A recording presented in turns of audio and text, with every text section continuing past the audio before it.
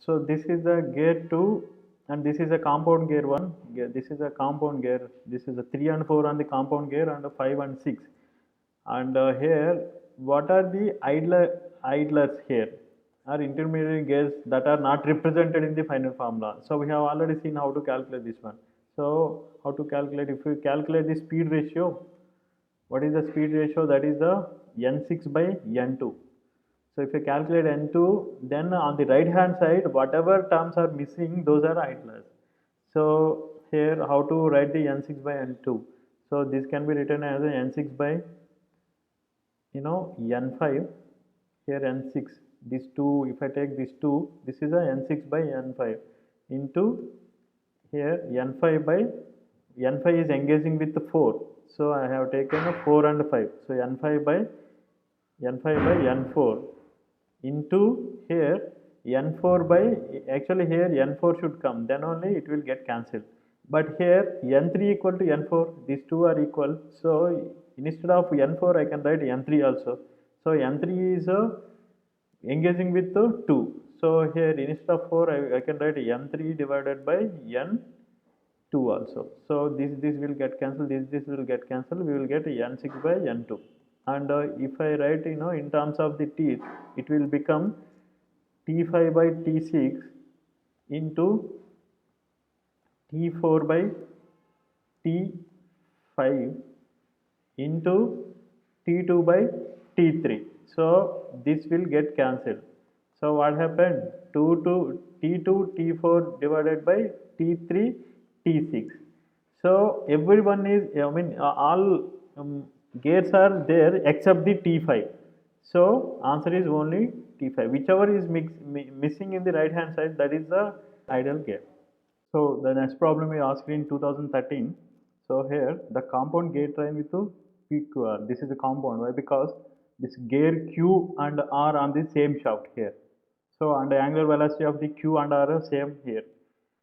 So number of gates are given. So P is here 20 and for Q it's a 40, for R 15 and then for S it's a 20. These are number of gates. And the gear Q and R are mounted on the same shaft and the diameter of the gear Q is twice that of the gear R. So dq equal to 2 into dr.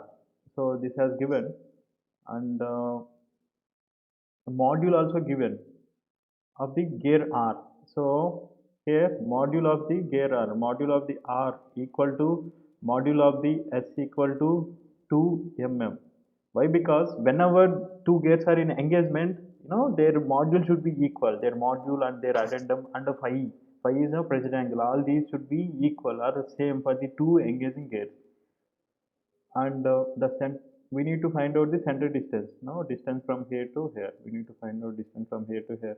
So what is the distance?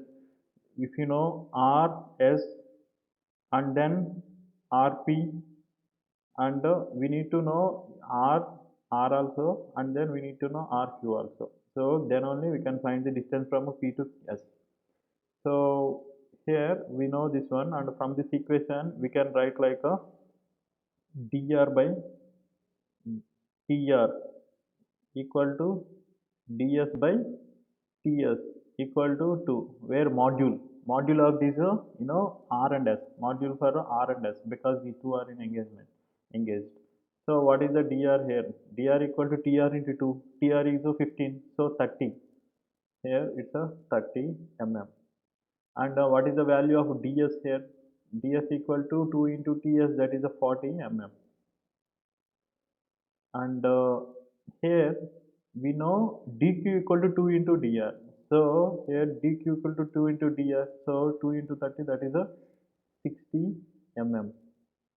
And module of the p and q should be equal because these two are engaging. So what is the module of p and q? Module of p equal to dp by dt dp by tp equal to module of q, that is a dq by tq. But here we know dq and tq, this is a 60 by, what is the value of this one? 40. So this is a 3 by 2, so 1.5, sorry, 3 by 2. This is the value of 3 by 2. And here we can find out the dp. So dp equal to 1.5 into tp. Tp is 20. So this will become 30 mm. So what is the total distance? So total distance is the radiuses, but all we derived is from the diameters. So sum of the diameters. So LPS equal to sum of the diameters. So here it's a 30 plus 40 plus 60 plus 30 divided by 2. Then we will get the radius, sum of the radiuses. Then this will give 80 mm. So answer is 80 mm. This is asked in 2014 for 2 marks, and this is a simple one again. So here this is rotating in the clockwise direction. So if it is rotating in the clockwise direction, sorry, anti-clockwise direction, then it will rotate in the clockwise direction. Which one? The gear 3. And this is also rotating in the clockwise direction. If it is rotating in the clockwise direction, this will rotate in the anti-clockwise direction. 5 is rotating in the anti-clockwise direction, and it is also given that gate 3 and 4 are compound. That means they are rotating on the same shaft. That means omega 3 equal, omega 3 equal to omega 4, then n3 equal to n4 here. And number of teeth also given on the individual gear. Then we need to find out the angular speed of the gear 5. So if I write speed ratio, that is the speed of the driver by driven by speed of the driver. So n5 by n2, if this can be written as n5.